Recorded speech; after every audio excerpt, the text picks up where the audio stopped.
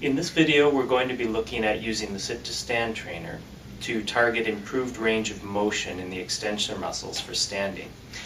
This is particularly applicable to patients who may be accustomed to sitting or lying down and may be limited in range in their hip extension and in their knee extension. Now we can use the counterweight specifically on the sit-to-stand trainer to try and improve those aspects of standing. This is an important functional goal because if we look at activities like transferring and self-care activities like dressing, we'll want our patients to be able to not stand in a semi-squat position. This is a position that's particularly difficult on these extensor muscles to try and stand here. And it's going to be very difficult if I'm limited to this degree of extension to stand here long enough to be able to pull up my pants or to do other types of care activities. When we get into this position, where we're almost in full extension and standing, the amount of effort from these muscles starts to drop off. Now, if I'm interested in training someone to improve their performance in self-care, we'll want to be able to get them into this range where they can stand comfortably for an extended period of time while they dress or while they have to do other activities. So if somebody's limited in their ability to get up that high, we can use the sit-to-stand trainer to improve that. Specifically, if we use the counterweight, so I've engaged 20 pounds on the sit-to-stand trainer here. Now I may be able to pull myself to that semi-squat position without assistance, but if I add 20 pounds of assistance, I can now start from that top position and try and push up a little bit higher. So this kind of first activity we can call a high range of motion squat. So I'm at the top of the standing motion, and I'm going to try from where I can reach on my own to, with the assistance of the counterweight, push a little bit higher. So just these types of top range squats.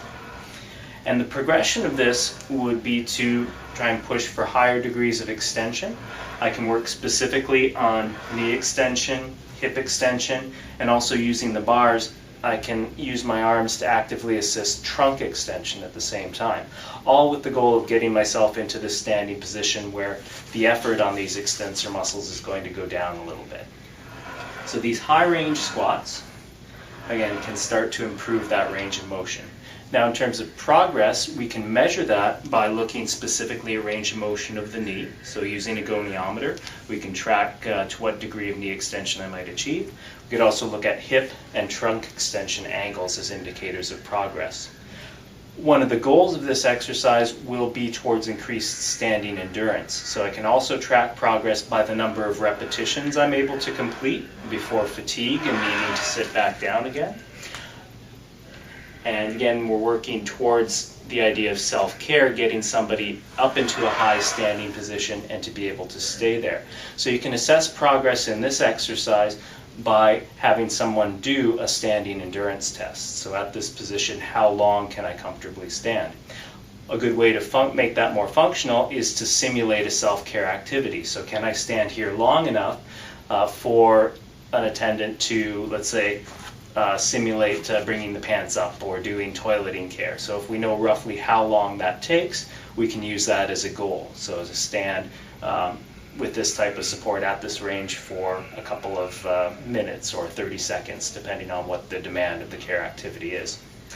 Progressing this beyond increasing repetitions, increasing joint angle, will be then gradually to decrease the amount of counterweight. So if I can reach that degree of standing and stay there for 30 seconds to a minute with 20 pounds support, my progression will be to do that same thing with same activity with 10 pounds support, and eventually with no support. And again, once somebody is able to reach that high standing position, stand long enough for that self-care activity without the assistance of the counterweight, then we can reassess that person on the functional independence measure to see if they can do that higher level of activity.